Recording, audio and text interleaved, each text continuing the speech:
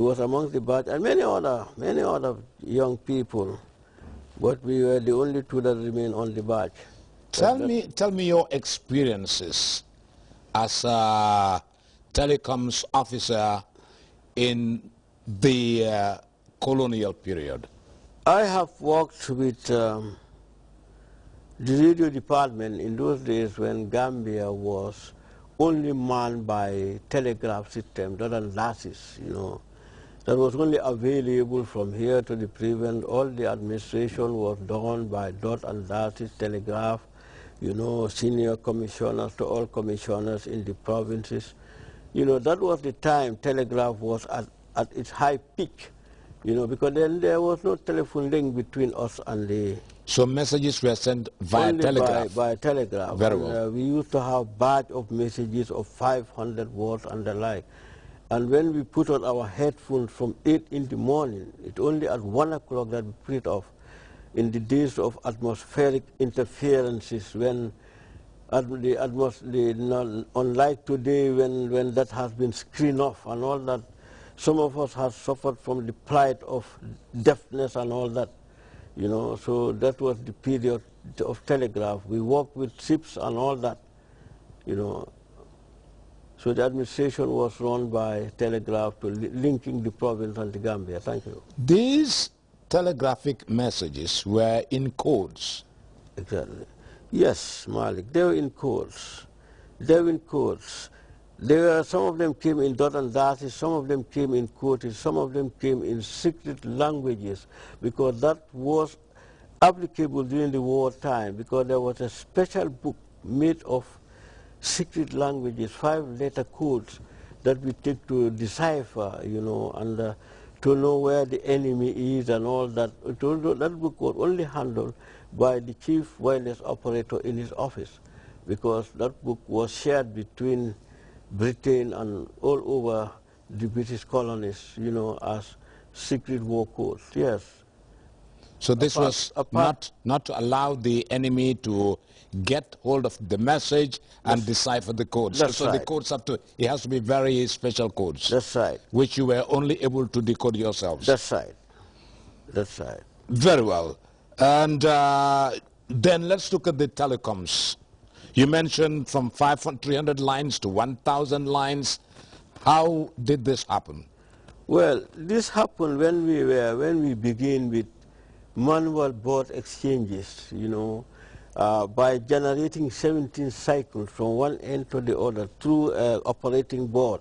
You have to wind up a small generating motor, which is just like this Taylor's machine, and that generates 17 cycles to the other end of the exchange. And when it reaches there, it opens a porthole where you can see the signal coming in, or you can hear it, to your ears, that the 17 cycle is ringing, so that you should be able to pick up the subscriber and to connect it with another subscriber. That was the manual board exchange time. And it's not until in 1950 when this country entered into automation, and the first exchange was the Stauger system. And that goes on for a very long time, up to the 60s and 70s, and that caters only for, the manual board caters for 300 lines. And then later on, when the automation came in, and we did the 1958 extension with General Electric Company engineer, Mr. Mason, and we extended the line to 1,000 lines, and from there on until when the digital exchange came in, so that's how this transformation came, because we should have gone on to the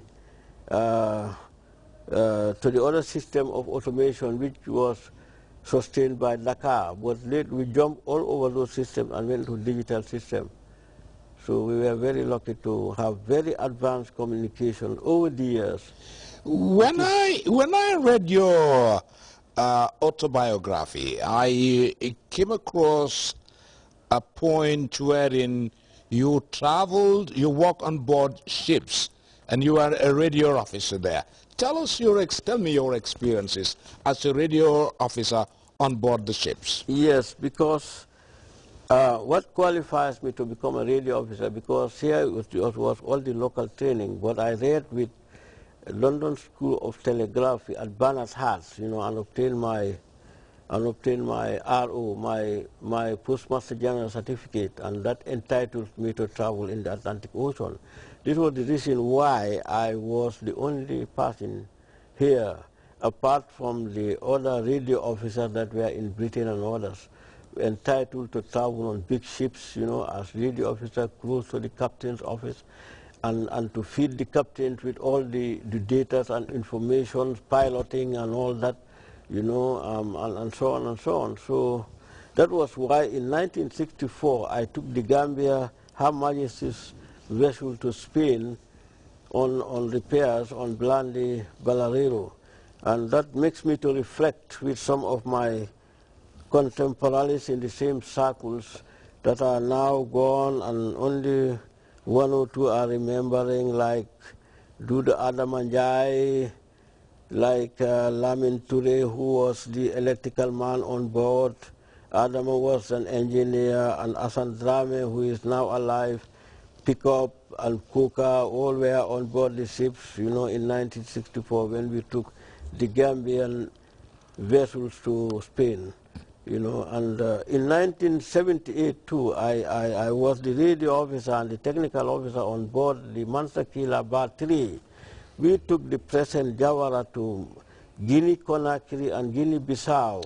I would like to interrupt you here and read you a portion in your autobiography which says, "There again, Captain turns to me, asking me to contact by radio the Guinea-Conakry pilot to lead us in. I then opened my radio frequency, 500 megahertz, basically a pilot frequency, and after calling Mansa Kiliba 3, the Gambia Presidential Youth, Mansa Kiliba 3, the Gambia Presidential Youth, calling Guinea-Conakry. Pilot solemnly, the Conakry pilot appears on frequency on the voice, acknowledging my transmission. Captain then gave the position of the ship to relay. Then pilot adhered to captain orders. I carefully relayed it to the pilots who have acknowledged our position.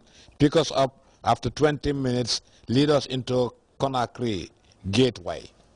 That was the period in which we traveled. That was our arrival to Guinea-Conakry, and I'm proud to say that on board the Mansakila 3, that boat was manned by all Gambians. We were captained by Captain Babukar Sala, one of our best Gambian captains. You know, although we had very much difficulties at the beginning of the voyage because our boat does not have compass lock, whereby when the waves are swinging, the ship is swinging with it, and then it goes back to its original position. He had to keep on deep sounding navigation in order to control the boat all the way to Conakry. And that was when I started fishing for the Conakry pilot to lead us into the Conakry harbor. You know, there again we were received by President Secretary, who lodged us in his palace for several days. That was a wonderful trip we have ever had. And he was so proud of the Gambians that because from captain, first engineer, radio officer, and sailors were all Gambians. It was a very proud trip we had. From there to Guinea-Conakry, where from there to Guinea-Bissau, where when we were lodged by Luis Cabral. He was they had just got their independence. Luis Cabral of PAIGC. That's right. Very well. That's right. That was the return voyage that we were. What was specifically this trip about? Oh, specifically this trip was, I think, for the President Jawara to bring together President Senghor and President Sekou Touré together, because there was a friction between the two. Exactly. Now let me take you back to telecoms, because we will later on have to look at telecommunications yesterday and telecommunications today. Yeah. Inasmuch as it was in the, shall I say, the analog period at that time. Now